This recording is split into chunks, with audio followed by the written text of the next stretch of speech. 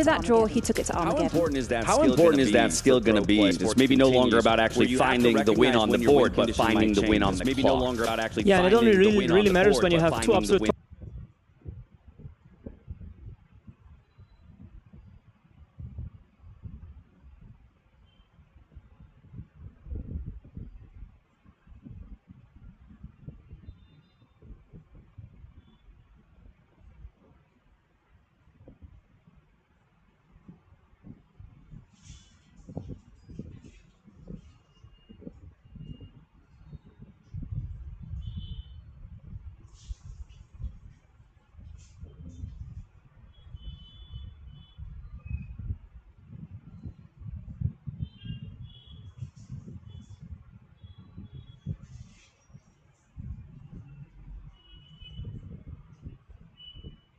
which is suboptimal. Sometimes even the move is not even better than what you wanted to make. But this one was really fatal.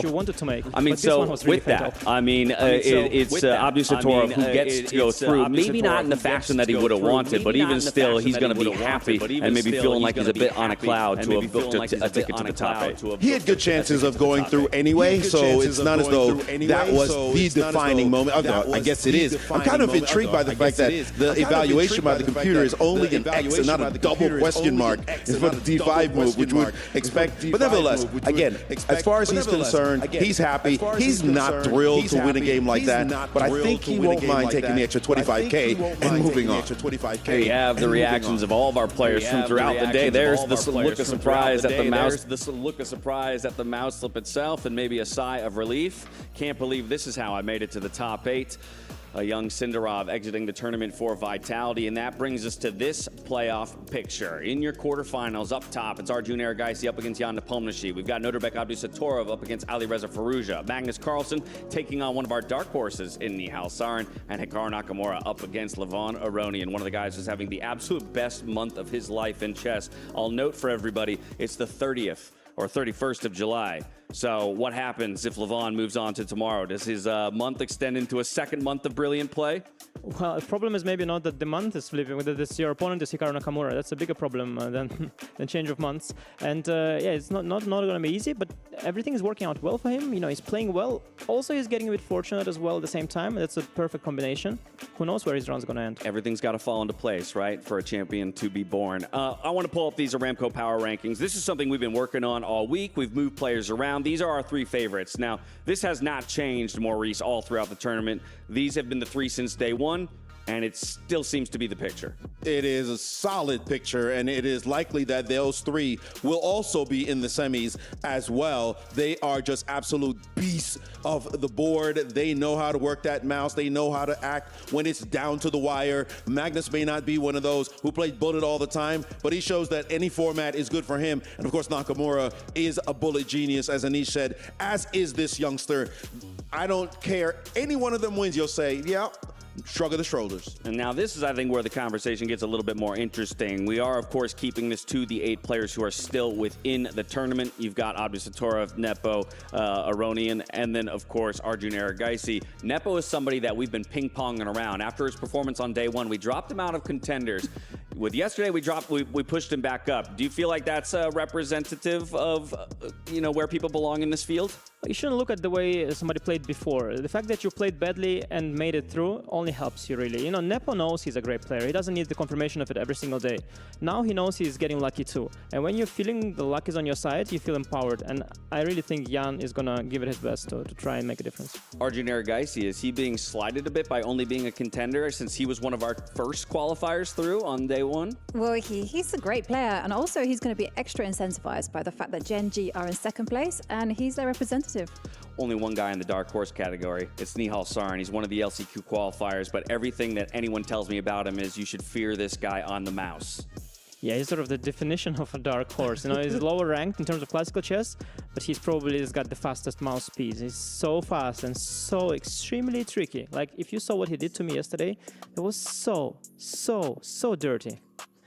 We're going to have to go back and watch that then. We're going to have to get a replay of that maybe later on in the show. He's got a tough battle ahead of him, though, today because he got drawn into a matchup against Magnus Carlsen, which brings me to our schedule for the day, just so that you at home know what's coming your way. Both on the A stream and the B stream, we can take a look at all of our matchups. We'll be kicking things off over here on the A stream with Nodirbek Abdusatorov versus Alireza Firouzja. On the B stream, happening at the same time, it's Jan Nepomniachtchi up against Arjun Erigaisi. We're following it up with two more quarterfinals, Magnus Carlsen, Nihal, as well as Hikaru Nakamura and Levon Aronian. This is just the quarterfinals. We are also playing through the semifinals today, so there's a lot of chess ahead of us. And for a number of these guys, if they thought they were running marathons on the previous days, well, then they're running an ultra marathon today. Youth is going to matter as well, I think, in some way. Can you keep up the stamina as you're playing all day long? I see the favorites. I'm picking all of them. I don't know how to call it in the Arjun Nepo match. That should be quite an interesting one.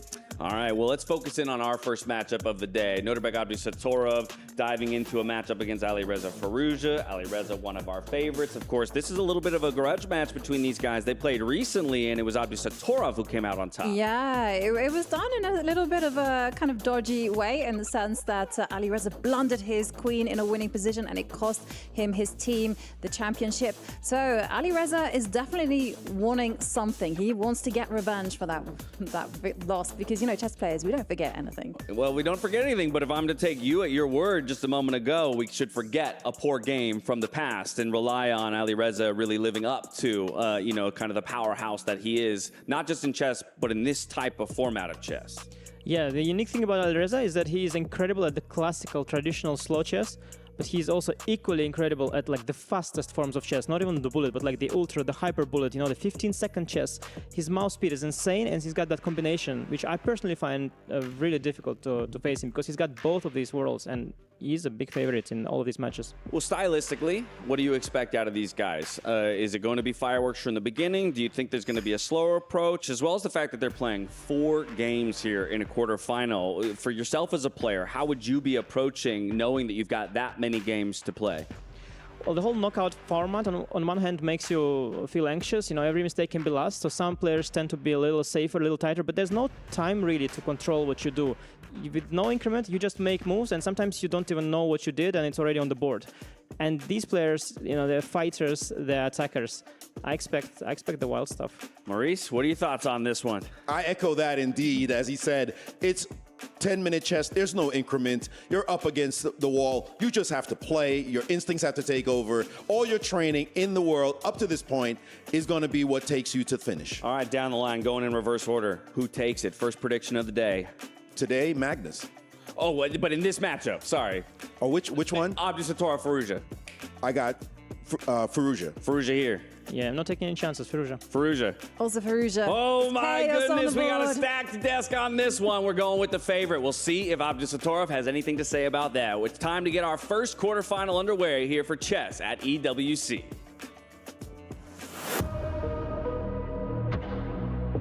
Arjun is a very formidable opponent, of course. He's like very creative, he's like very versatile in the openings, but he always gives you chances, but he also always creates some chaos at the board, so whoever wins more games wins the match. Jan Nepomniachtchi, one of the very best players in the world already for a couple of years. I would not rank him as high as, let's say, Magnus and Hikaru, but just below. Like, he's a very good player, of course. Nihal Soren, it was a surprise in a way, but for me, it wasn't a big surprise. Absolutely amazing to get a chance to play against Magnus. Speaking of a game plan, just try to give my absolute best to have any chance. If I'm in very good shape, I can put up a fight against pretty much anyone. I was very impressed with Nihal, his speed and also his precision in pressure situations. Alireza Firouzja is very strong, but he also has, I think, weaknesses. If I can, exploit these weaknesses, I think I will have great chances. I'm not sure what my style against him will be. Both Levon and myself, we've played each other many, many times over the years. When you play someone like Levon so many times, you become pretty familiar. Like, I know his style very well, Levon knows my style well. If you avoid losing, good things will happen. Hikaru is a very special chess player. I mean, he is great at all-time control. Hikaru, you always know you're going to get something spicy and strong from Hikaru every single time.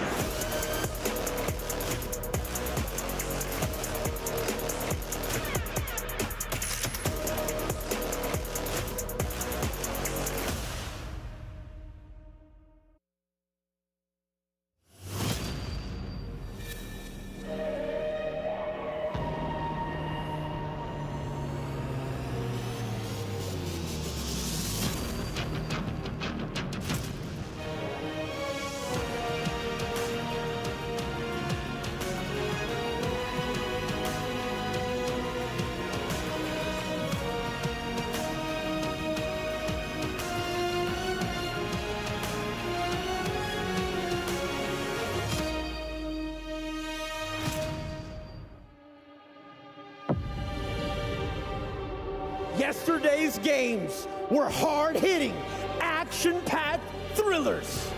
8 players were sent home with their dreams and keys crushed. Now, only 8 remain. Who will have what it takes to make the grand finals? Yesterday is history, Tyler. And history is written by the victors. And the players that join us today in the SNB Arena are no strangers to defeat. But that is not on the cards, because you only get one shot at making it to the next stage. So, ladies and gentlemen, our first quarterfinal of the day, starring Nodirbek, Abdulsaturov, and Alireza Firouzja. Exceeding everyone's expectations, including his own, but he made it to the top 8, and his opponent taking down the number 2 in the world and his own teammate. It's do or die time, guys. How are you feeling right now? I feel fresh. I feel ready to go. Nodirbek, you've had a sensational run at the tournament so far. Now you're in the top 8 against one of the strongest contenders in the tournament. How are you feeling coming into today's games? Yeah, I feel great. I'm looking forward to play better. It's going to be a tough match, and I hope the spectators will enjoy it. All right. Well, gentlemen, we wish you the best of luck. You know the drill. Keys onto the pedestals. Make some noise. It's Na'Vi versus Falcons. It's Nodirbek, Abdulsaturov taking on Alireza Firouzja. Casters, the first quarterfinals is here. Take it away. Thank you very much, Sandstorm and Tyler. Sandstorm, good to see you found your sleeves overnight. Welcome back, everyone. It's day 3 of chess at the Esports World Cup. This is the first quarterfinal match. Nodirbek representing Na'Vi, Firouzja representing Falcons. 2 titans of the game. Only one can move on to the semi-finals. It's not the group stage anymore. Lose this match, you're out. It's knockout time. There are no more excuses. The players are fully warmed up. They won their way here. They made it through some really tough opposition, but the biggest challenges still lie ahead. Absolutely, and no safety nets as it is a knockout. This is the battle of the prodigies, and this is going to be a 50-50 showdown right here. You know, their brand of chess, fireworks. We can expect those high-pressure moments in abundance, and this match will come down to who handles those better. Now, we have seen both of these players handle a variety of situations en route to getting here. Firouzja has had the easier route. He won the winner's match in his group. He's had a little bit of extra rest. There's an argument to say that Nodirbek, by comparison, has kind of been put through the ringer a little bit to earn his spot here. Both players say they're well rested, though. Do their different routes to the quarterfinal make a difference here? Yeah, on paper, it's nice to have that extra day that Firouzja has had to prepare for this match to get psychologically ready. But Abdulsaturov, he's going to be feeling so confident. And that extra little bit of rest, helped by Duda's mouse slip yesterday, he might feel like it's written in the stars, that this is fate, that he's here to stay. You know, both have been giant slayers, right? Nodirbek's on that stage right now after taking down Fabiano Caruana. Alireza Firouzja took down his own teammate, Hikaru Nakamura, on the way right here. And it's go time between these two players. When you don't have names like Maxime Vachier-Lagrave, like Fabi, like Anish Giri in the bracket, you know exactly how brutal the field is. This is competition at its highest. It's go time. Now, just to remind everyone watching at home, if you've been watching the event so far, you'll note that the players had one game with white, one game with black, best of two effectively with an Armageddon if necessary. We're into the quarterfinals now. This is now a best of four.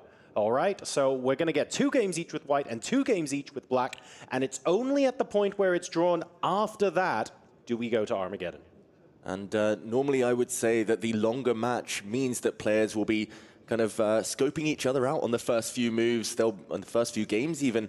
But these two, they never let the pace slow down. And look at this, Alireza Firouzja with the white pieces. He played an opening that he used against Hikaru Nakamura earlier in the event until this last couple of moves. And this one, a pawn sacrifice, I've never seen it before. I've been playing this opening since I was a child. But look at this, the players improvising, surprising us early on.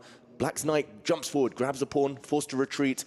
White is trying to blow open the center in return, while the black king is still marooned there. Exactly, at least 2 moves before the possibility of castling is even on the board. So really trying to ramp up the pressure on black very early on. This clearly looks like prepared stuff from Firouzja. 100%. He had a day off, and this is a deep, sharp preparation he's gotten. Everyone's taken, their notes from the action here. In this format, with no increment, you get that early surprising. You force your opponent into that quick think. You're going to be up on the clock. But look at that. Neither of these two players intimidated. Yes, Nodirbek might have been shocked with that pawn moving forward. He responded quickly. And despite that, it's Alireza who's behind on the clock.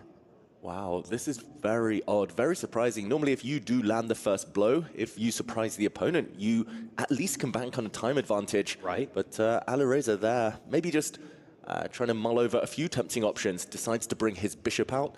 There's a lot of tension now in the center, and black cracks there. Nodirbek pushing a pawn forward, given an exclamation mark. He didn't want the tension. He is sacrificing his rook in the corner. He's not only giving up the pawn, which can be picked up by the bishop, but notice how that black rook is trapped. So you'll eventually end up losing an exchange. And all of this strategy relies on winning this light squared bishop of white. At the end of that sequence, once the queen will swoop over to capture the bishop, and you'll be left with all these big holes around your king if you're Alireza Firouzja, something he definitely doesn't want. That is such a big commitment, though, like opening yourself up to going in exchange down by move 10. This is some really scary, deep preparation here.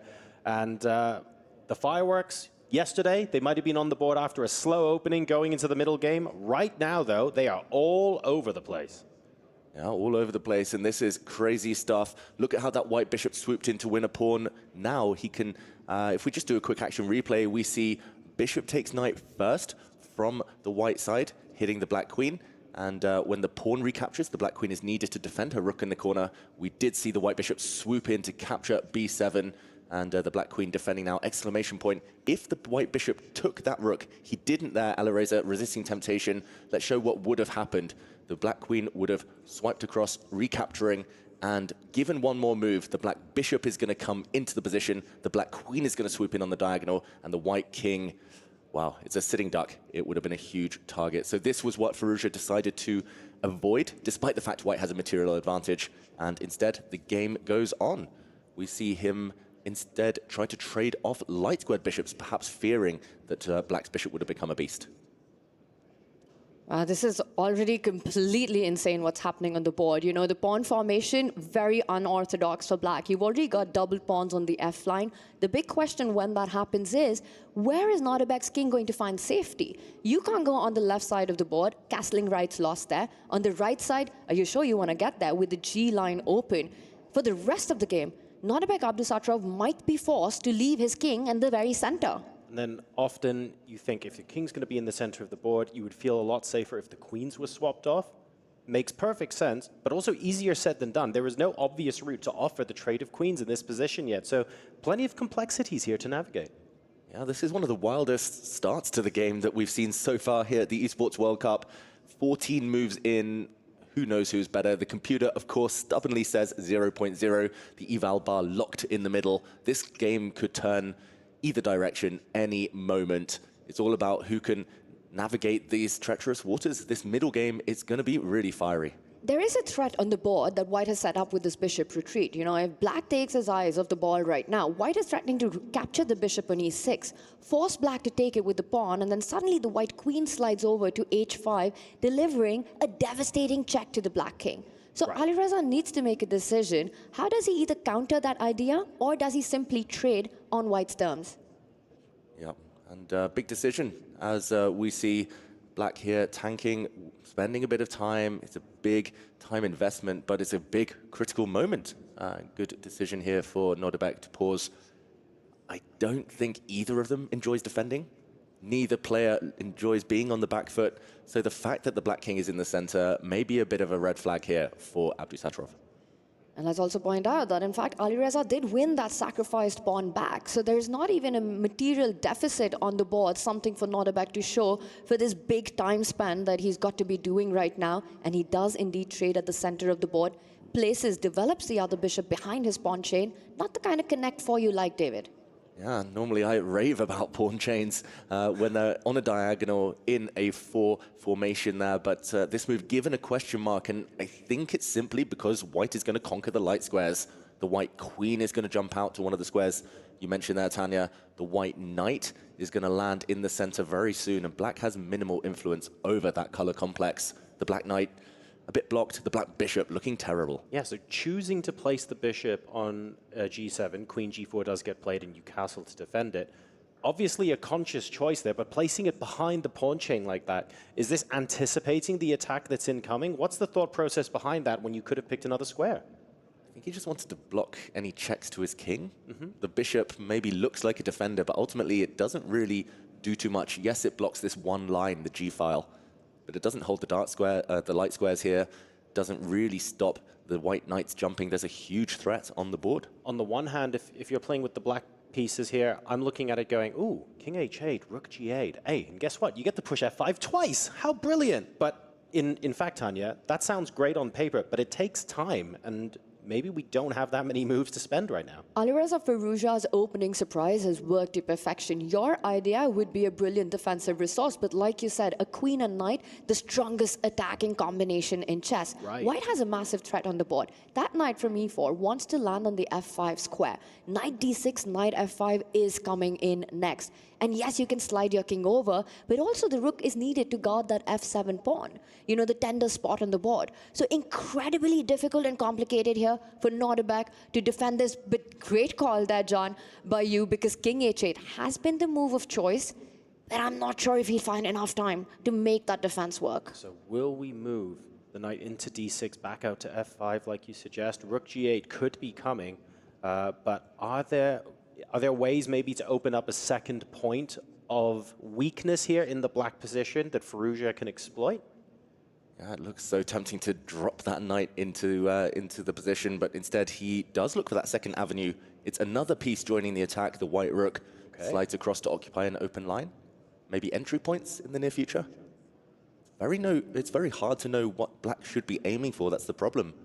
Maybe Black's queen can improve, maybe the Black knight can jump, but ultimately White has such a bind, such a grip on the light squares. To get the last pieces into the game, is f4, f5 a potential idea for White to get the other rook in without having to move it across?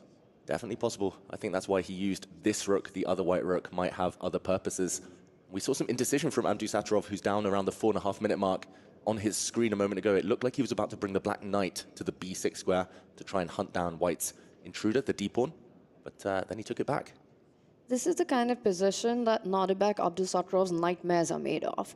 You know, having to defend this without real counterplay, your pawn formation destroyed, your king under attack, White having these beautiful light square domination right there with ideas of the knight jumping forward, the rook coming swooping onto that 6th rank potentially. It's so hard for Nodirbek to get his kind of position where he can try to at least play for counterplay here. He does so. He tries to create something on the left side, but it looks like just too little, maybe too late. Yeah, that is very slow. The idea is very nice. You're going to kick away the White's knight on the b file.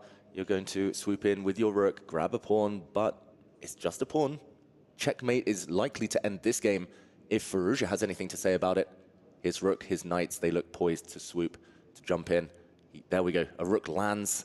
Beautiful square. Cutting across the board. controlling a lot of important points. And comes in with a big threat as well, right? That rook will move over to the line of the black queen. Rook d6 next, pins that black knight, also inviting the knight on b3 to jump over. Right now, Alireza's knight is under attack. He does retreat, eyeing some other light squares.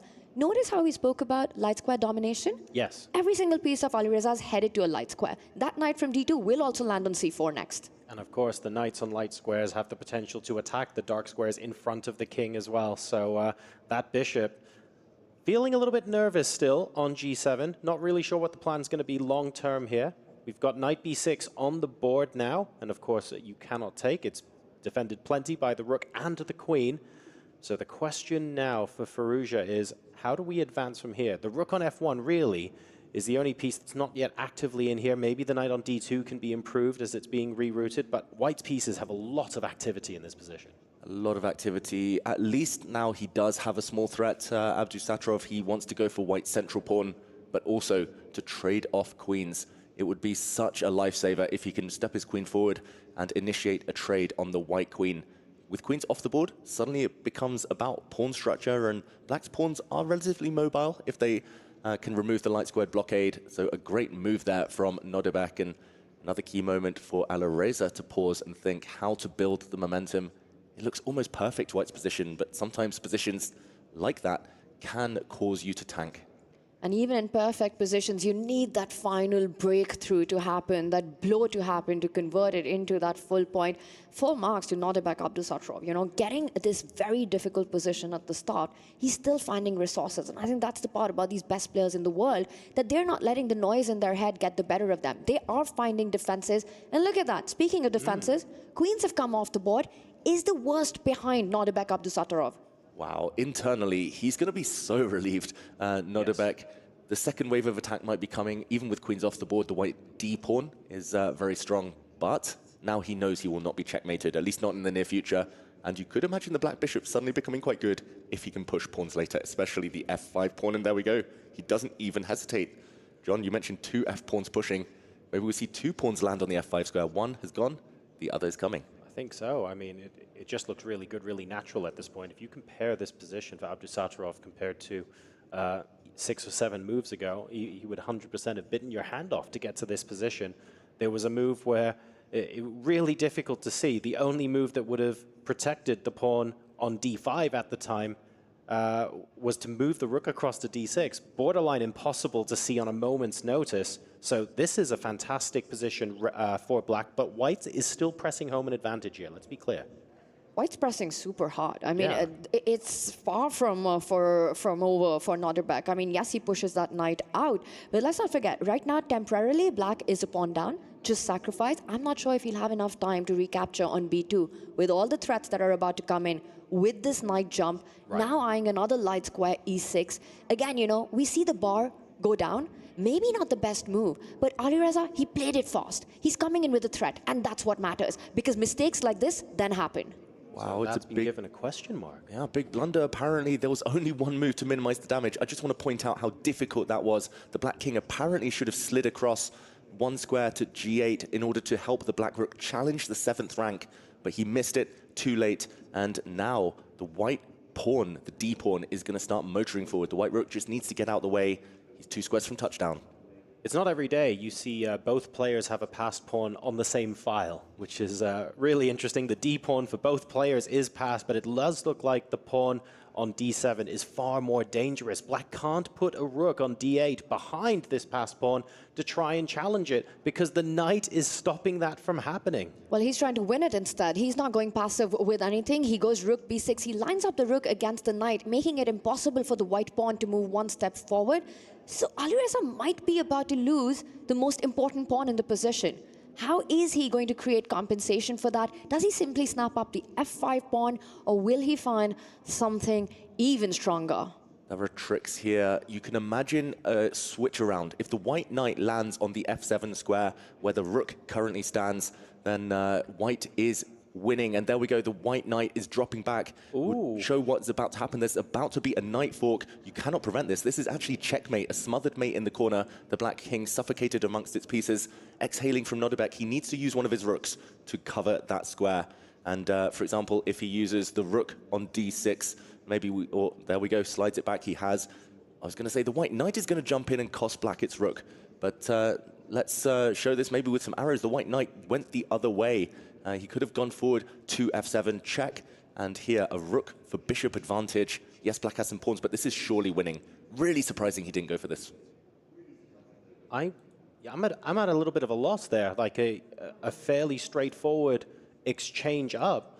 Firouzja there deciding that this maybe was stronger instead, but the position certainly remains more complicated, right? Because you have more pieces on the board, more things to calculate as both players now below 3 minutes on the clock.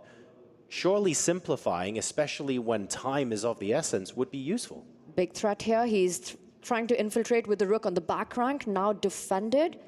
Alireza could have picked up that rook, but that would have led to an exchange. It's still extremely dangerous. Nodirbek still needs a miracle to survive this one. But we've seen miracles happen in Riyadh. Yeah, and look at this, the eval bar dropping already, the advantage almost gone in just one move.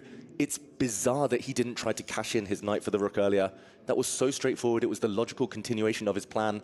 He's now 1 pawn up still, so white has an advantage. That reflects why the eval bar says around a 1 point advantage for white, now slightly rising again.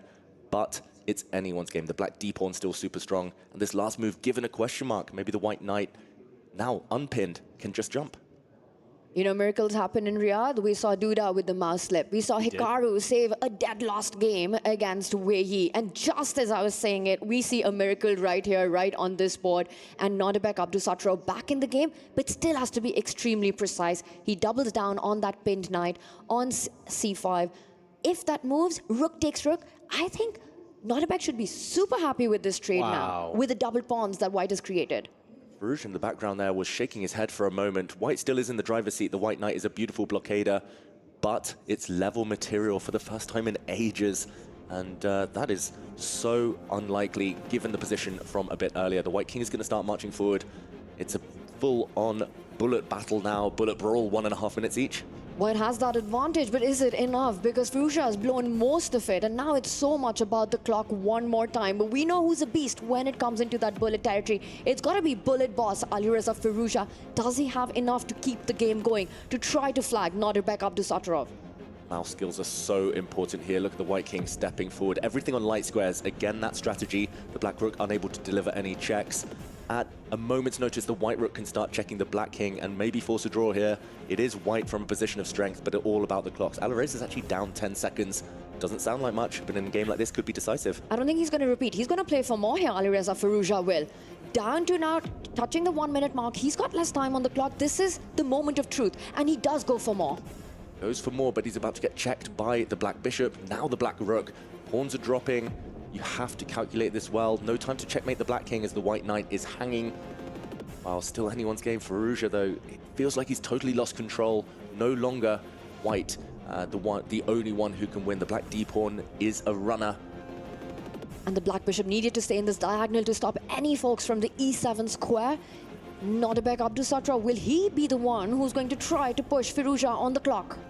Oh, and it's a draw by agreement just at a moment when it looked like both sides were getting a bit nervous, both low on the clock. They decide to settle it in peace. What a game one. Alireza Firouzja declining to go the exchange up, trying to positionally force himself higher and higher up as far as the evaluation goes. But we watch that +4 go to +1 and then equal as they just about draw in the end game. That was very, very exciting to watch. What a roller coaster as well.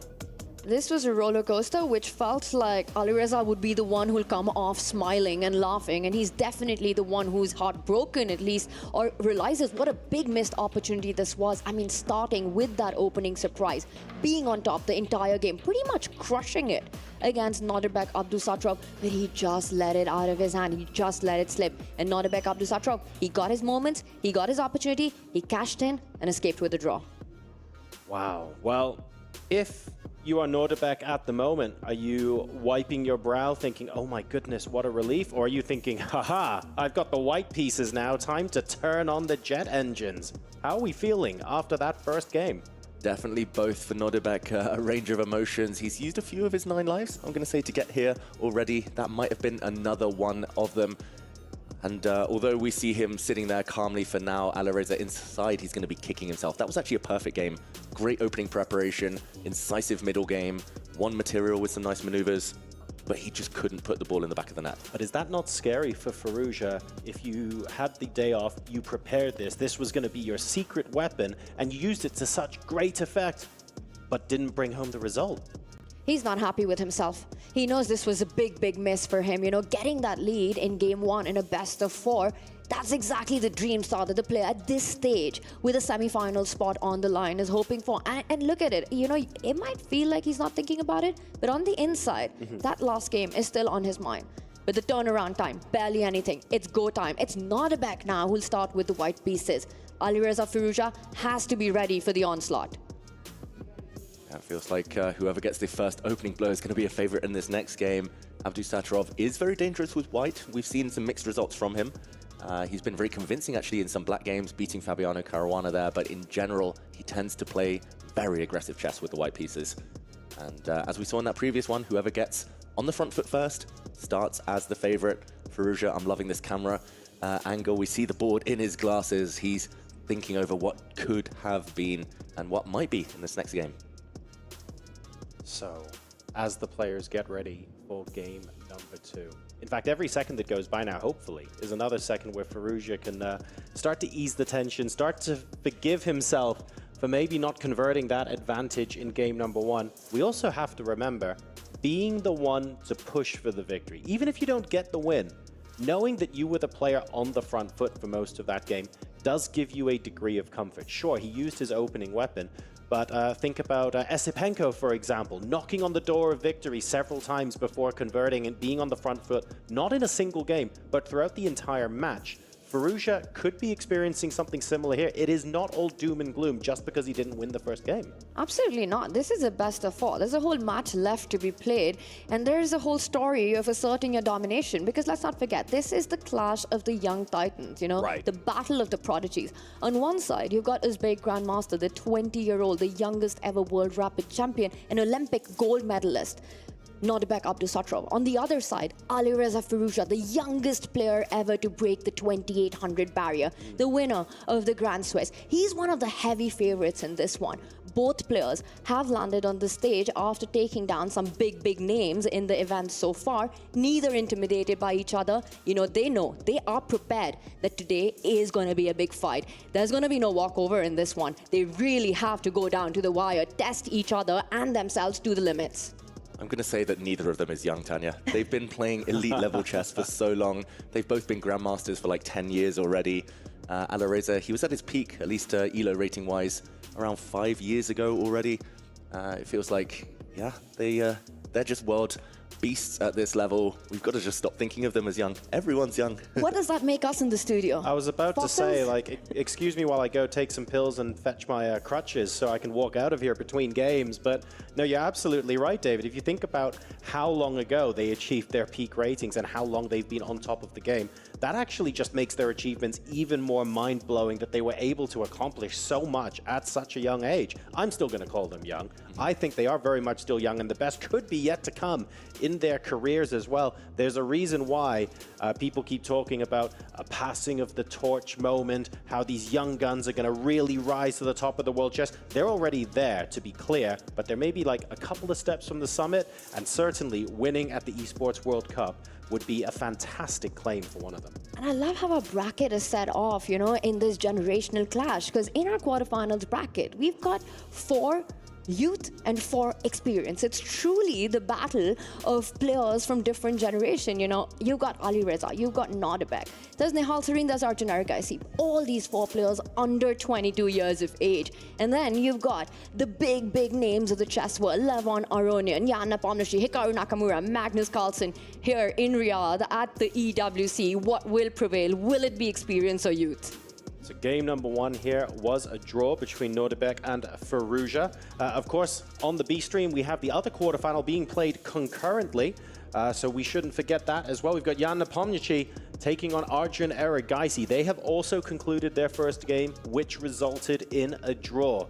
So no first blood yet for either of those fierce competitors. Obviously, we'll be moving into game number 2 there shortly. If you fancy checking them out, go and watch the B stream. Otherwise, we've got Abdusattorov Firouzja here. And then later on, of course, we have Magnus Carlsen and Nihal Surin. What a fantastic match that will be, as well as Nakamura versus Levon. A clash of the titans. And that'll be on the B stream after the first match. Fantastic stuff. For now, though, it's about right here, right now. Draw in game number 1. All eyes set on game 2. Yep, 8 fantastic players, 8 of the best speed demons on the planet right now. And yeah, I can't wait to watch some of the other quarterfinals too. It's very hard to predict, very hard to call. Maybe Magnus starts as the favorite in his, but the other 3 quarterfinals on paper so balanced. And we saw that in the first game.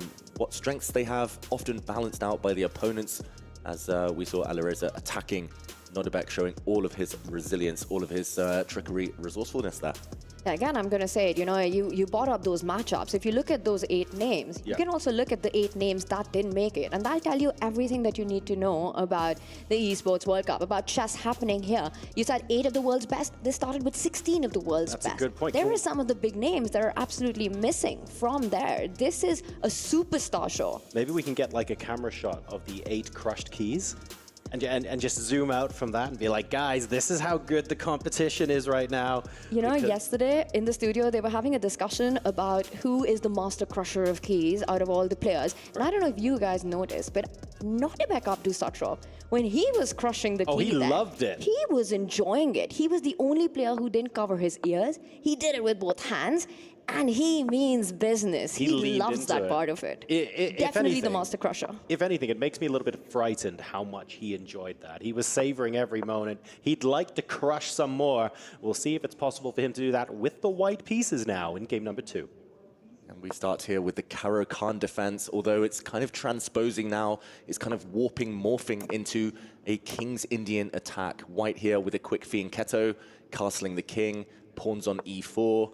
It resembles the King's Indian defense with the black pieces, just with colors reversed, and some pressure there indirectly on the black center. This is something that Firouzja's been doing since he was a child, playing the Karo Khan defense and playing it very, very ambitiously. Black in the meantime also fianchettoed, also with a nice pawn center and full tension ahead. I just want to mention on the topic of key crushing as well, all of the 4 players who made it through that kind of lower bracket in the group stage, they all crushed 2 keys. It was always the player who kind of dropped first that rose to the top. It's a good point, actually. Yeah, the more you win yesterday in the group stages, the fewer keys you crush. Isn't that interesting? Obviously, that stops now because it's very much single elimination. But I feel like Nodirbek, he's had a little bit of a taste for it, whereas Firouzja still waiting for his opportunity. So maybe that just makes that first key crush even sweeter. And we'll see if he gets that opportunity. In the meantime, there is a small threat of breaking the tension finally in the center. Black's e-pawn is attacked 3 times. Okay, he's arguing that it's not a threat, Alireza Firouzja. The black knight jumping to the edge of the board. I was looking at tension in the center. The white queen, white rook, and knight all lined up against this pawn. But there would have been tactics in the air, potentially. The white queen might have found herself pinned if he had gone for anything direct there. Instead, he's built the V pawn structure with his pawns on the light squares. Here, Nodirbek Abdusattorov all on the light squares, forming a nice little formation there, but about to get attacked. The black knight threatening a nasty fork, hitting a pawn on c2. That's the big idea. But David, like you mentioned, there were tactics earlier where white, in fact, looked like was about to be pawn up. But, you know, tricky Alireza had traps of his own. Yeah, and if we just go back one move to show the subtleties lurking beneath the surface, after Alireza decided to bring his knight to the edge of the board, we could have seen a pawn capture, and here black would have taken back, and knight takes e5 now, would have walked into the black queen, swooping down, a line opened, and here black's queen just too active, beautifully placed, the black knight coming into the b4 square, nice outpost, black's bishop opened up on the long diagonal, and this was just something to avoid, simply for Abdusattorov. So all of these tactics, all of the activity here we see with the arrows, just all in black's favor. So if we go back to the game situation, then we see a very different game state. So all of these sidelines, these complications avoided here, deciding not to go into those potential continuations where the black queen could infiltrate, which is very, very reasonable indeed. After the knight went to the edge of the board, of course, still took b4 as an outpost. And after an intermezzo move, the question now gets asked, are we okay with the bishop for knight trade on b4? Queen comes out to d2. It looks like the Silicon's not particularly liking that move, although on the surface, it looks reasonable enough. I think the reason that, you know, it might come to mind because the queen still remains vulnerable. You're actually inviting black to develop the rook coming out with a tempo. Your queen won't just move once, it's going to move a couple of times right now. So would we have moved to e3 instead? It was an option that he could have thought about, but again, it's a move with a heartbeat, right? And that means that it's very important that you play quickly. I think the players have realized it's not important to find objectively the best move here. As long as you know what your follow-up is, and Nodirbek clearly did, he wants to place the queen lining it up against the black queen, also putting pressure on that b4 knight. He keeps the calm on the clock as well. It's hard to blame that sort of move, right? Because the knight on b4 is targeting that pawn on c2, and you don't want anything getting forked. So moving the queen across with the idea of going to c3 makes perfect logical sense. You don't want an opportunity for black to unleash those kind of tactics. So it's interesting that there were potentially better options available. But again, like you said, Tanya, if there are better options available, that's when you sort of save your time and try and use your bank of time to identify those critical positions and see if you can gain just that little bit of a small advantage by making a slightly better decision. Choosing when to go into the tank is such a difficult skill. And talking of a small advantage, the black knights now are hopping forwards. The white queen may be feeling a bit misplaced. Queens should be often behind their infantry, the cavalry, they should be behind the pawns and knights. The white queen actually prevents white from kicking away the black knight on the b4 square. Pawn would have loved to be on c3 instead.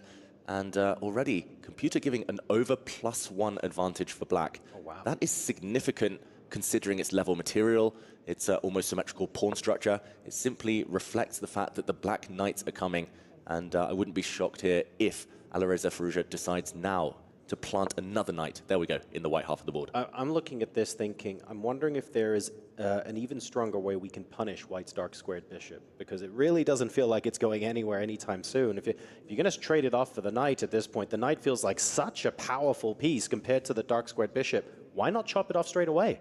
It's what you'd want to do, but black has these beautiful options of just recapturing it with a pawn, opening up the queen to that c line, and then that c2 weakness becomes a clear target. Right. Now, you might think you can capture it, but there's also a possibility of actually just trying to kick that out with a potential fork. That c pawn right now can go to c3, and it feels like, hey, wait a second, did Alireza just blunder? Of course not. Alireza does not blunder. c3 would run into knight d3 because that square has been left vacated, undefended by the pawn moving forward, and in fact, it's black that comes in with a devastating fork. Yeah, you can't remove those knights without them being replaced by equally strong pawns.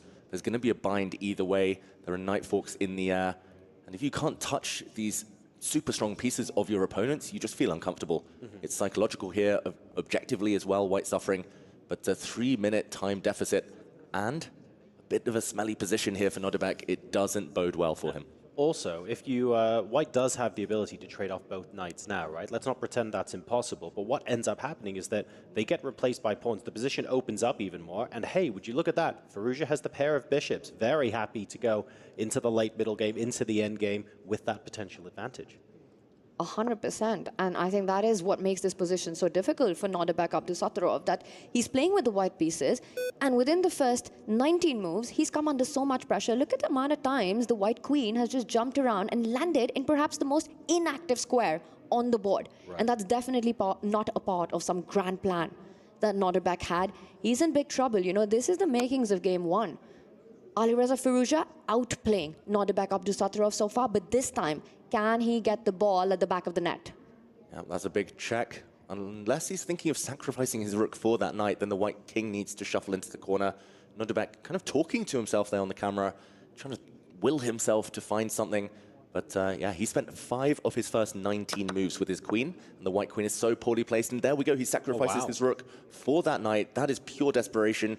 He's trying to kick the other black knight back in order to install a knight of his own in the center. The white knight will land on d5 potentially. At least one strong piece, but surely not enough compensation. I have to ask the question, because king h1 was an option in the position. but Nodirbek choosing to sacrifice the exchange instead. Was that necessary? What would have happened if King H1 was played? Why was that inferior, perhaps, to what went on here? Yeah, the current board state, it looks like black has a material advantage. Rook for knight, big lead there for Alireza. But if the white king had moved away, we show this on the green analysis board right now, the black knight would likely have jumped back, attacking the white queen, forcing it to move for a 6th time in this game. And when it does move, the black knight takes a pawn and hitting another one on f2. Once the black knight moves out the way, the black dark-squared bishop would soon be unleashed on the diagonal. It's a key pawn, a very important central one. And this would have given black another different type of decisive advantage. Amazing. And we thought, okay, actually, sacrificing the exchange there is probably preferable to having to deal with this long-term positional disadvantage where you are just playing for 2 results and it almost gets a little bit depressing to try and defend. Yeah, depressing is a good word. And often the top players in the world, they try to just change the momentum if they know they're in trouble anyway. But Nodirbek is trying. He's not only pushing the black knight away, he wants to get his own knight to the center of the board on d5, where at least it will cut black's rook activity, that extra rook that has just been won by Alireza. But I have to say that so far in this match, Alireza has simply outclassed Nodirbek. Yes, he didn't win game 1, but he was so close. He was the only one pushing for that win from start to finish. It was the psychological victory, perhaps, in game number 1. Extremely strong stuff, and really asking some questions now of Abdusattorov, saying, look, even with the black pieces, I'm able to apply this much pressure. We should point out, how do you put it? The game is not won yet. One of the hardest games to win in chess is a winning position. Converting that into a full point is unbelievably difficult and often something that is hard to see just from watching. But game number 1 was arguably also a good example of this. And I think, to your point, this is not going to be an easy convert. Yes, black has an extra exchange, but focus on that knight at the center of the board, the knight on d5. He's going to solidify that with the c-pawn moving 1 step forward as well, c4, and basically deny Alireza's rooks any open line, any activity. At some point, Alireza will try to break through with the f-pawn moving forward, and you can see it. There's some frustration on him there. He doesn't see a clear path right now. The knight goes back. I don't believe Nodirbek will trade that knight. c4 is the move that I'm expecting here. There we go, played. That is a rock-solid knight, just as strong as the black knights earlier. Yes, he's down material, but he's changed the trend. He's also made up most of the time deficit, Nodirbek. That was an inspired decision to sacrifice. A good tip for everyone at home, defend actively. I've got a follow-up chess coach question for you guys. That white knight on d5 is undeniably a monster piece right now. There are 2 ways black can try and take it off. The knight can play back to e7, or once the queen moves out of the way, the bishop can go to b7. Which minor piece would you rather give up for that knight, or are you happy for it to stay there? I think short term it's okay, you play around it, but long term you have to get rid of that, stallion in the center. Most likely you want to trade it off for a bishop, since the center is so blocked. Right. Knights thrive more than bishops. Very hard to imagine any great diagonals for those pieces. But here we see Alireza maybe going for the other white knight potentially. The black knight also has some nice jumping posts.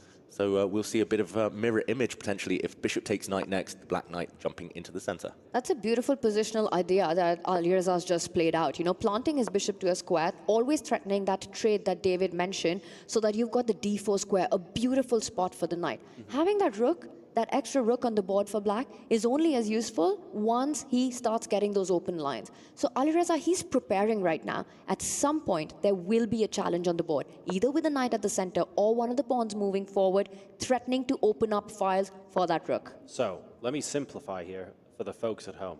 Whether you're supporting the white or the black pieces here, it does look like, based on pawn breaks, f5 is the square to keep your eyes glued on. It will come sooner or later, probably not right now, just because white's pieces are so centralized. All of white's pieces look like they're fighting against any pawn break with f5. We might also see the black knight jump into the center at some point, either to b4, d4, but for now, a bit of a maneuvering phase. The players are basically dead level on the clock, heart rate far from level, but it is compensated for Alireza's heart rate by his material advantage.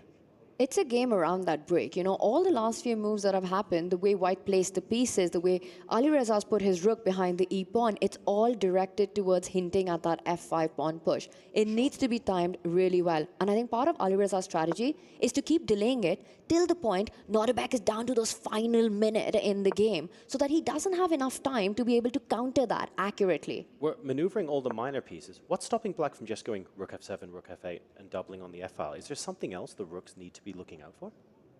No, I think is the answer. Oh, I think okay. we might well just see that idea. I think that's a great decision. You just want to tease the opponent first. He just moves his king, not committing anything here, not ruining anything. We'll see the black rook set up perfectly, and only when it's down to 1 minute each, then you go for it. There's also no increment, so it could also be mind games. You're making your opponent think, oh, maybe there is something else. Maybe there is a second weakness that I haven't actually considered before committing, even though it gets played now. So just keeping Abdusattorov guessing a little bit. He is. He's just shuffling pieces around because it's Nodirbek who needs to be careful. And sometimes it's hard to keep the tension, you know, and which is why Nodirbek does take on d4. We see a trade. And in fact, it's Nodirbek who's pushed his f-pawn. Another trade at the center of the board. And White's pawn's looking really good right now there. Yeah, it's much easier to push White's central pawns than any of the black pawns right now. I don't see any good pawn breaks, actually, for Firouzja here. Suddenly White has full control over the light squares, and maybe the status quo won't be broken, maybe it's just level, but that's good news for Abdusattorov. You know, again, notice how there's no single open line, and he blunders. He allows queen takes pawn, the black queen pin. There's a beautiful diagonal here that the white bishop has been sitting on. See, bishop retaking, and when the black rook moves the side of the board, that is not participating in this battle at all. This is a big advantage suddenly psychologically and on position for Nodirbek. He's turned it around. This is unbelievable. We went from a position where we thought, okay, we're going to shuffle around a little bit, and then we're going to watch black play f5, to a position where there are tactics on the board for white. f5 looks like it's a million miles away for black, and suddenly the tables have turned a little bit. Did Firouzja just wait too long? They didn't turn a little bit. They've completely turned around. If anyone, White's the one who's going to be pushing in this endgame. You know, he's got an extra pawn as well for that exchange. And all the ideas that were pointed out, get the bishop back. You have these beautiful bishop pairs on these stunning diagonals. e5 coming next. What's important here is that for White, the follow-up is so easy. The moves are going to come quick. For Alireza, it's going to be much harder. He's down to 2 minutes on the clock. It's now about trying to hold this position if you're black. And I'm slightly surprised that Nodirbek pushes forward, but it is his style. He's very direct as a player. Now he drops back with the bishop. Now White does not have two connected pawns, but you do have a light squared bishop that could soon come to life. He tries to get it in, creates a threat, but watch out. There's a hit on the white rook. You've got to be careful where you step. You can't step to the side and block this pawn, since rook takes bishop would win, and the black bishop would suddenly come to life. I think that was a bit of a misstep. He could have prevented the black pawn from moving. And here, suddenly it's a 3-result position. Question mark given. Who can hold their nerve?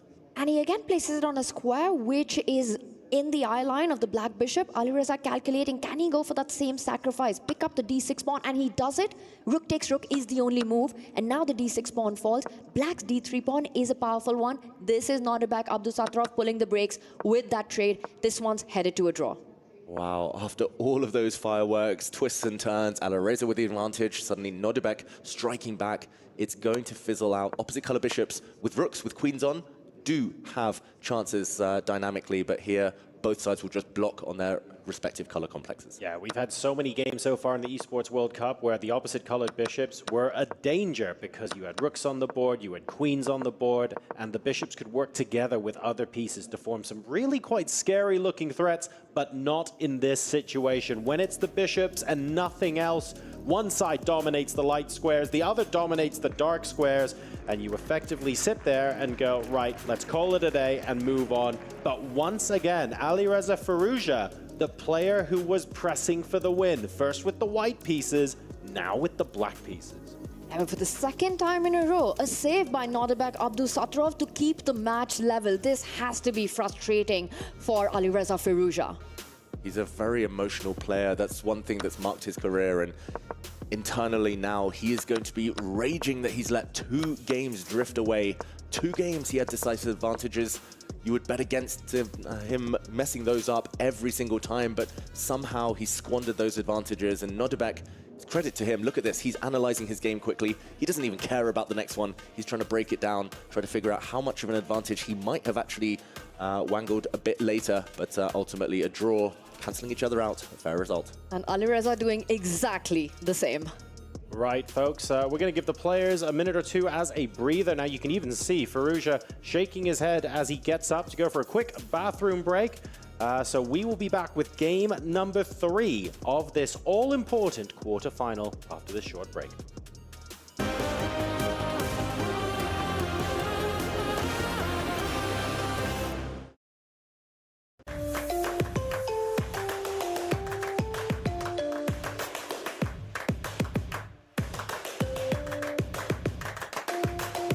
Level up your gaming experience with over 8 billion playlists, only on Spotify, the official audio streaming partner for the 2025 Esports World Cup.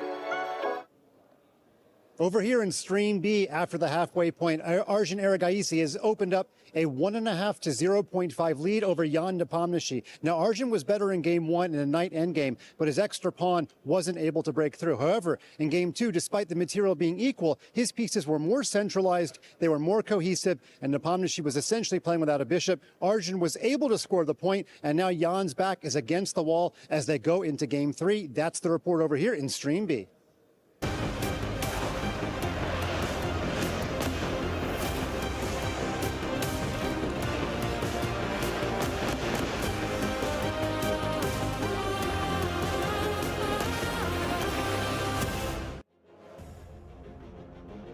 So it's all square after 2 games in this first quarterfinal here at the Esports World Cup. But even though the scores are level, the drama has been anything but. Team Falcons and Alireza Firouzja pushing for wins in both of these first games as white and as black. Nodirbek, Abdusattorov representing Na'Vi on the back foot, having to find more and more lives, I guess we can say, to stay in the competition, to stay in the contest. He's successfully done it. Let's give him credit for it, but we have to be running out of those 9 lives now, surely. Yeah, he cannot continue like this, Nodirbek. The openings have not quite been disastrous, but he's definitely been reeling there on the back foot, recovering from punches early in games, and that's not what you want at this top level. The opening stage is clearly where he needs to improve, Tanya. 100%. That's where it's all gone wrong, and then he's just been under pressure. This has been 2 games, 2 wars, and I have to say, Nodirbek Abdusattorov not cracking so far has been a surprise, simply given the kind of advantage, the amount of advantage that Alireza has had. So far, this has been a story of surviving against the ferocious Firouzja Storm. Whoa. Game number 3 now. Here we go. Let's see if second time lucky here with the white pieces for Firouzja. And so far, a repetition of what we witnessed in game 1 of this quarterfinal, as Firouzja now pausing for almost 20 seconds, deciding to castle. It's a repeat. And who will be the first to blink and switch things up? Alireza brings his knight out this time. In the previous game, we saw the white pawn push forward to e4, and that ended in a great opening success for white. So very interesting there, the dynamics, the fact that he was the first to switch it up and go his own way. And that just shows this incredible strategic aspect of the game, right? Very often the players have this one game surprise. He's very sure that in that time between the games, Nodirbek would have checked that pawn sacrifice. He would know exactly how to handle it. So Firouzja now goes into the same line, but tweaks it just a little bit with that knight move earlier. Nodirbek would have definitely been prepared this time had Firouzja stuck to what he played in game 1. Yeah, it was interesting. They didn't get long in the break. They only had a few minutes to freshen up, maybe visit the bathroom, get a snack, get a drink. But these top players, maybe that's why we see them analyzing their games on chess.com between encounters. A quick action replay, check with the computer, and yeah, you don't want to repeat things twice. Old wisdom used to say you can get away with playing the same opening 3 times in a row, but modern times, maybe just once, maybe just twice before your opponent susses you out. And this time, we've seen an early knight for bishop trade. White has the bishop pair. And the light squared bishop, if he can get it going in the near future, might be a real weapon. But for now, the king shuffling into the corner, it feels like Firouzja with white just trying to build up. As we see there, the black bishop jump out, maybe going for 2 bishops versus 2 knights in the near future.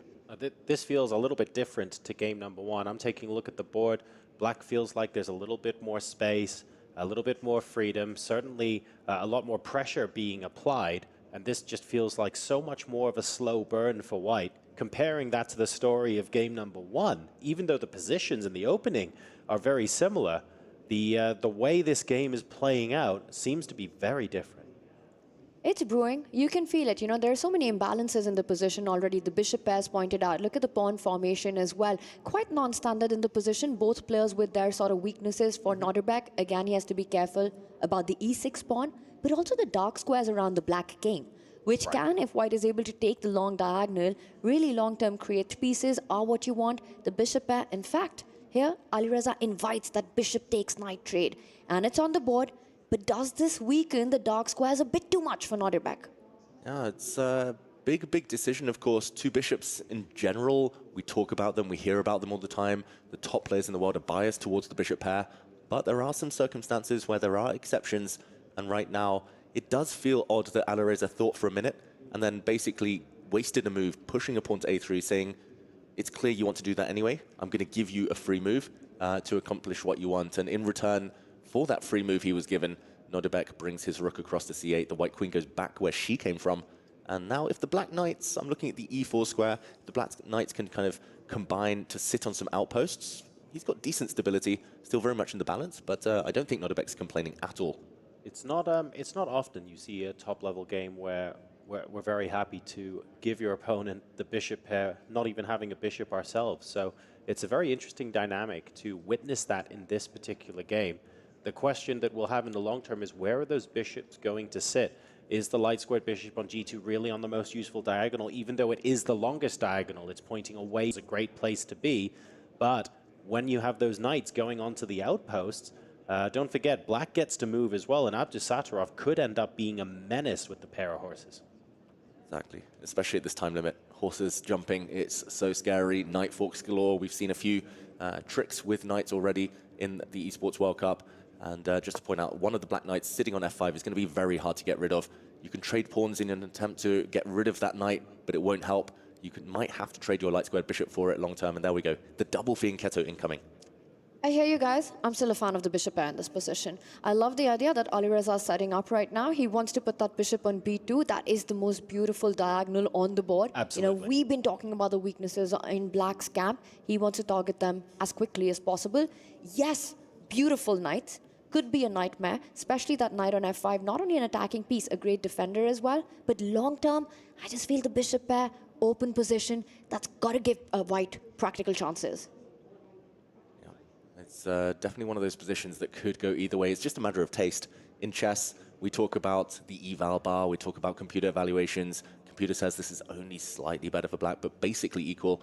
And I'll make sure that your piece configuration actually comes out on top. That is the real key, as black creates a threat on the c-file. I guess the one thing to note as well is that the pawn structure actually lends itself towards the knights just a little bit as well, because if a knight hops into f5, the only way you're getting rid of it is if you're removing the light squared bishop. So this is, it's tricky because the outposts are there and it's really clear.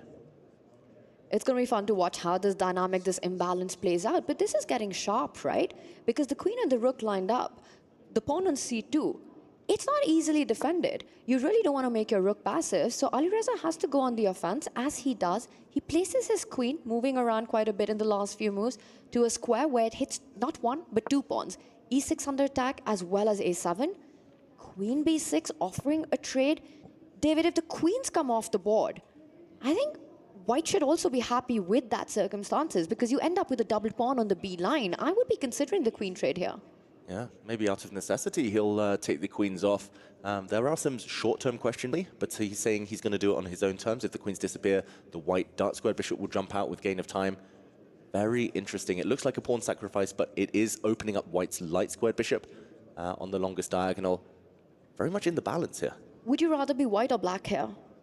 Normally I take the bishops, but I just have this spidey sense tingling that the knights are going to be quite strong, especially that black knight on f5. I actually wanted to keep the queens on if I were black, because long-term, that's when bishops come to life. Short-term, knights, if you give them a queen, some attacking chances. I'm slightly surprised Nodirbek went for that, but I'll still say black. Hot take for me, you know what? I'm taking Alireza in this position. I'm going to stick with my bias towards the bishop pair. But of course, it's a game for all three results. I think this is the best position that Nodirbek has had the entire match so far. That we can all agree on. That's why I'm biased, I think, towards the black position. He's going to be loving it compared to what we saw before. That's very true. I mean, if you think about the story of the match so far, it's Firouzja's relentlessly applying pressure to Abdusattorov, and Nodirbek's trying to find ways to weasel out of positions, you know, creatively, with genius, to be fair, but still very much on the back foot. It is really difficult for anyone to argue that Nodirbek is on the back foot in this game. He definitely feels like he has a great fighting chance, and more importantly, the 33rd piece on the board. We're talking about the clock, of course. 7 minutes plays 4.5. Firouzja is very much down on time compared to Nodirbek here, so maybe we're starting to sense an opportunity to strike back in the match.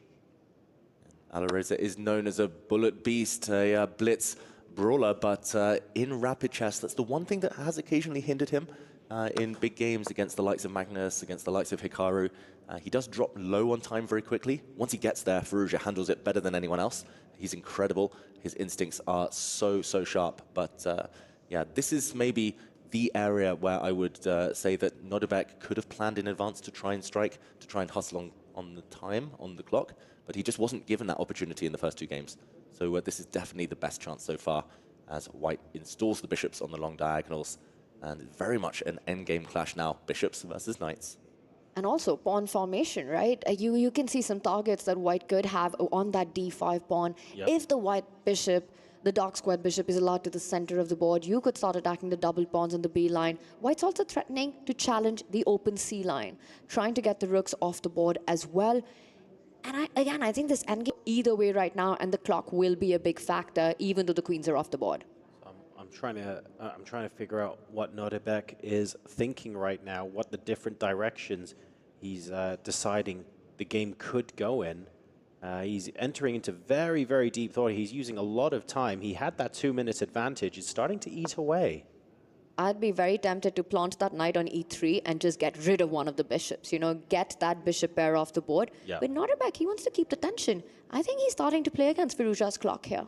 Yeah, that's a very ambitious move. It's a short-term pawn sacrifice. It's not going to be for long, but White's light squared bishop can go and capture a pawn on the b7 square, but this would be met by the black rook reaching down onto the second rank with a double attack of its own.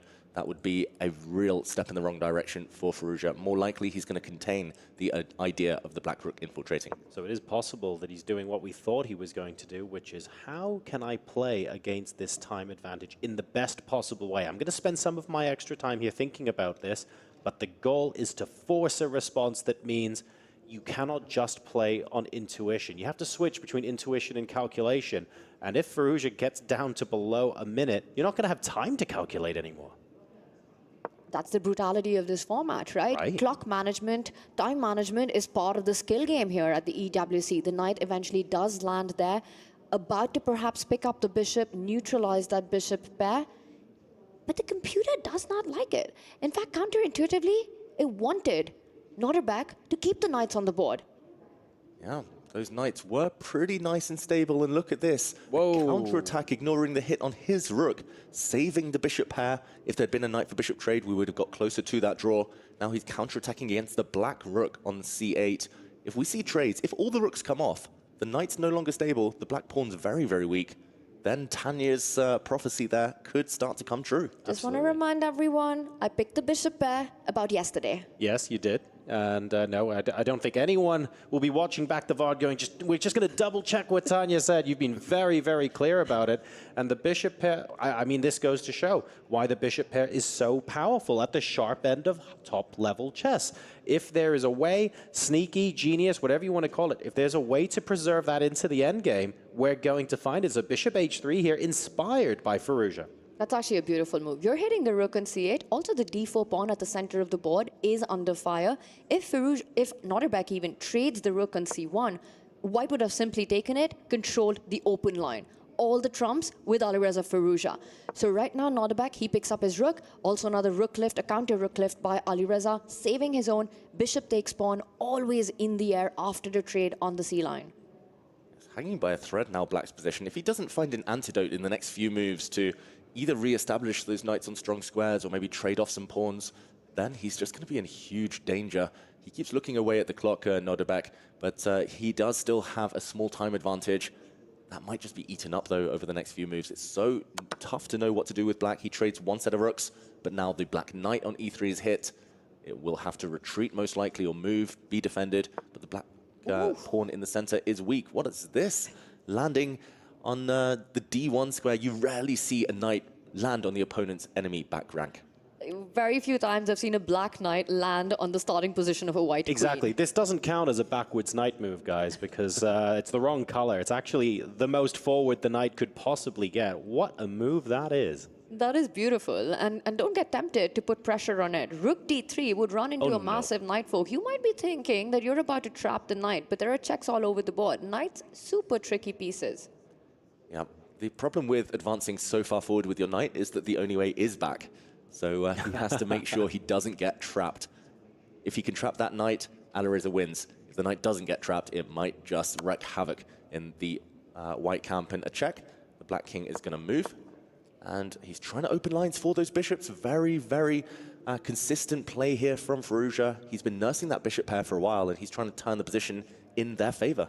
Very instructive there. You know, when you've got the long-range pieces, you want as many open lines and diagonals on the board. Get those pawns trading. That knight on d1 could either be Nodirbek's biggest asset or his biggest liability, because it also dominates the dark squared bishop. It's threatening all these folks, but only until it can save itself from any threats. Exactly, and knights take longer to go across the board as well. So dark squared bishop swings up towards the enemy king. All of a sudden, you've got both bishops and the rook attacking, and then you end up having a minor piece outside of the game, effectively, because you don't have enough time to get back to where you need it to be. So that could be the long-term strategic plan here.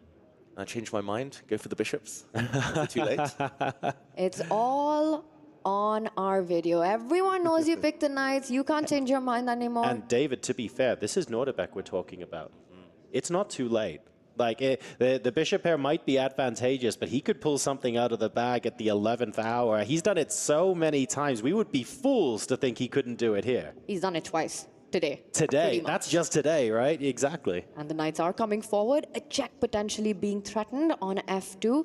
Again, so much tension in this position. Despite so many pieces off the board, the ones that are on the board are creating big threats. And we have to start thinking about who's going to be better in the time scramble. In the previous two games, just as we were reaching that last critical kind of climax of the game, both sides down around the 1 minute mark, we saw the draw agreed.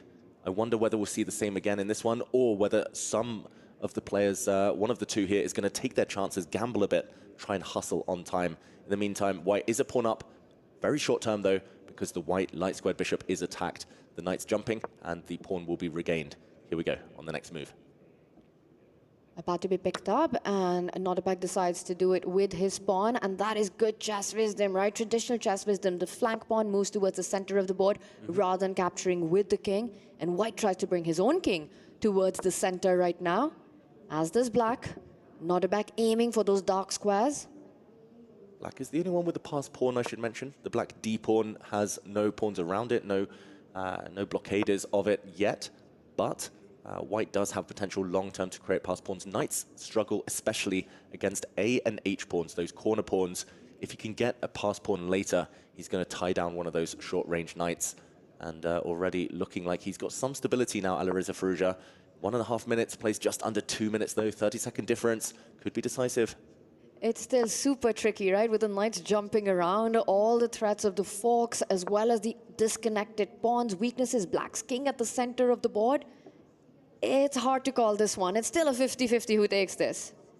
Here we go. The knights have to keep jumping. There's nothing else to do. Black's central pawn, if it ever pushes, might just become too weak. It might overstep the mark there.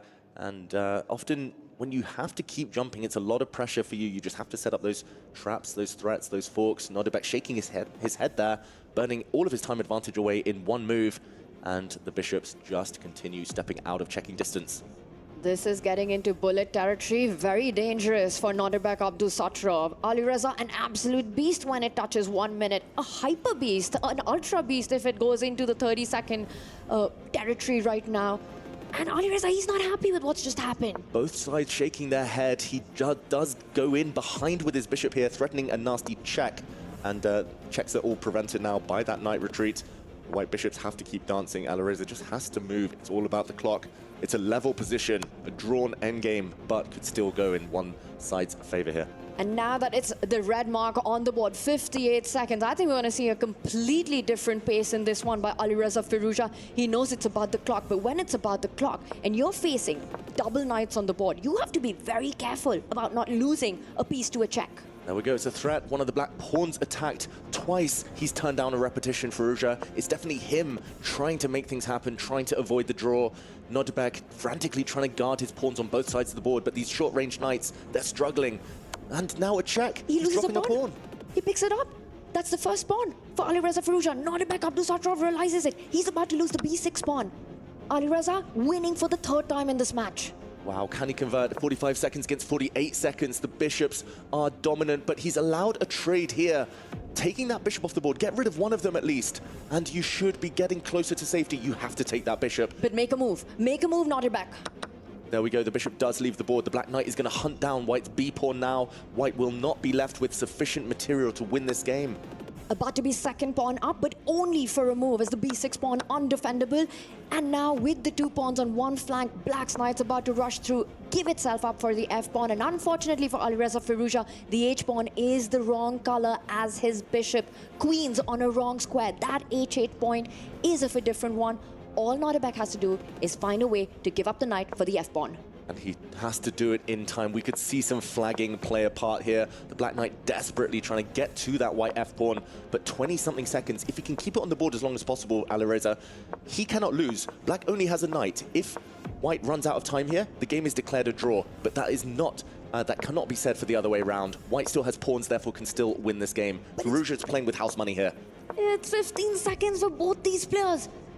This is crazy. This is about flagging. This is only about the clock. Nodirbek's dropped down on time. He still can't find a way. Don't take that knight. It would have been stalemate. The knight trying to give itself up. Still so difficult to win this game for white. You cannot bypass with that F-pawn, but 5 seconds left. Nodirbek here. He's about to get flagged. Doomed.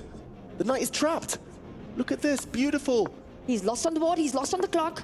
He does escape with the knight, but he doesn't have enough time to make moves. And there we go. Alireza Firouzja wins on time. Hyper quick. With 50 seconds left to go, Firouzja wins a pawn. Not quite enough to win on its own, but uses it once again to apply pressure to Nodirbek, Abdusattorov, and this time around, at the third time of asking, the cracks appear. The miracle wasn't there this time. Firouzja goes ahead in this quarterfinal match. Wow, and that was all about the clock. Firouzja, he applied pressure on the board. For 1 or 2 moves, he was concretely, directly winning. But ultimately, those extra few seconds, that extra speed, it was visible.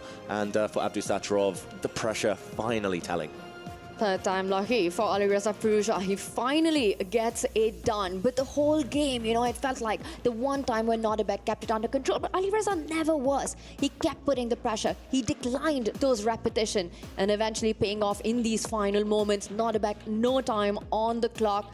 This time, this bird of prey from Team Falcon does not miss. For Nodirbek Abdusattorov, he must win the final game to force an Armageddon. And you could see he was breathing a sigh of relief at the end. It wasn't a fist pump, it wasn't a celebration, it was a, oh, thank goodness I was able to do that, because it does feel a little bit like Abdusattorov is doing his best Houdini impression in all 3 of today's games. He was able, at least once in each game, to get back to equal from a position that could have been considered lost. But the score is now 2-1, which means there's only 1 game left in this quarterfinal unless it goes to Armageddon. And the only way it goes to Armageddon is if Nodirbek wins on command right now. And the worrying thing for me for Nodirbek is that he didn't look too frustrated. He kind of just looked like he accepted the fact that he got flagged, like he expected it. It was self-inflicted. He could have pulled the break way sooner, and he should have been able to find a way to give up his knight for that F-pawn. But he was too slow. It looked like he was a bit indecisive and just not trusting his instincts enough there. Alireza using all the tricks in the book. Alireza's played tens of thousands of online bullet games, and all of those skills paid off there. Just so impressive. I mean, for me, the most fascinating thing to watch is how Alireza is behind on the clock. Right. But when it comes to that under 1 minute, how he completely becomes a different beast. And from there, he's the one who flagged Nodirbek Abdusattorov. You know, I think in Alireza's mind, he just believes he's the better player here. But also, there are some questions to be asked, right? Because if you're Abdusattorov, you're thinking, well, hang on a second. I get that I got flagged when, you know, I was maybe 10, 15 seconds ahead on the clock, but he was 2 minutes ahead at one point. We mustn't forget that. Is there something he could have done better? There's going to be questions he's going to be asking himself about how he avoids that happening again. Yeah, and in the meantime, a decision made in terms of opening here. I love this decision from Nodirbek in a must-win situation. He's grabbed a pawn short term. It looks like a queen's gambit accepted, just with colors reversed. And while the pawn will be regained, he's going to create 2 outside pass pawns of his own. Look at this, the white A and B pawns versus the black D and C pawns. Long term, there's a lot of potential here. Endgame's very favorable for white. He's created a lot of imbalance, and it's only just move 11. So a great start to this game for him in this quest to strike back. But he has to be quicker. He needs to apply pressure on the clock. You cannot get down to 1 minute versus 1 minute against Firouzja. It's just suicidal. Yeah, he's made one thing clear. He's not going to go down into the night slow and silent in this one. Just the opening choice he has, right? The 2 connected passes that you're talking about on the left side of the board. But it's central control for Alireza Firouzja as well. It's going to be a very dynamic middle game. These kind of openings lend themselves to 2, not 3 results. Either white wins or black wins. And a draw is the same as a loss, so ultimately a win-win scenario for Abdusattorov here. He puts his bishop on the longest diagonal, and yeah, I've actually studied these types of positions myself. They're just so irrational. Even with computers, it's hard to get to the truth, and that's rare in chess these days. Normally a computer will tell you, this side is better, that side's better, this is the plan, but here, it's very hard to find the correct moves. So, in summary then, really, really good choice of opening from Nodirbek in a must-win situation. Place yourself in a position where, frankly, there's not going to be any shuffling of pieces around with 30 seconds left to go. I've got 2 passed pawns, and we're on move 13, right? There's going to be plenty of life in the position. Yes, he might lose, but also he's giving himself the maximum opportunity to win, and that's exactly what he has to do right now. He doesn't have an option. Now, Black doesn't have an option in one position. One plan that must be stopped at all costs is to make sure that White is never able to push that A4 pawn. The game sort of revolves around that. White develops pieces, places them in such a way that knight headed to B3 next to assist that A pawn to move forward. Firouzja's going to do everything under the sun to make sure that that doesn't happen. And this is an element, like the opening choice, closing thought there. It's an element to chess that is unique to chess as an esport. You're never going to sit here commentating Dota or Counter-Strike or any other esport or StarCraft or anything where you say, right, we don't actually have to win here. There's none of that. We can be playing for the draw. We can tactically prevent our opponent from winning, and that can be good enough to get the match result. So it adds another layer to the strategy, another layer to the metagame, to the psychology of what these players have to go through on this stage. And the beauty of this specific quarterfinal, this clash, is that neither player is just not in their blood to play for a draw. But yeah, definitely a new dynamic that is unique to chess and is often one of the hardest to master. I know so many young players who are sitting there like offering draws or playing a bit passively because they know it's enough, and just playing moves that you feel suit your style. That tends to be the best solution, no matter the type of scenario you find yourself in. In the meantime, White's queen improves itself. It feels like he's getting ready to centralize his other rooks, maybe strike in the center with a white pawn soon, and that would signal the next phase of the game where it's all about calculation. And I think this kind of a position suits both these players. This is where they sort of thrive on, both Alireza and Nodirbek, you know, where it's extremely combative. Energetic play is required by both of them.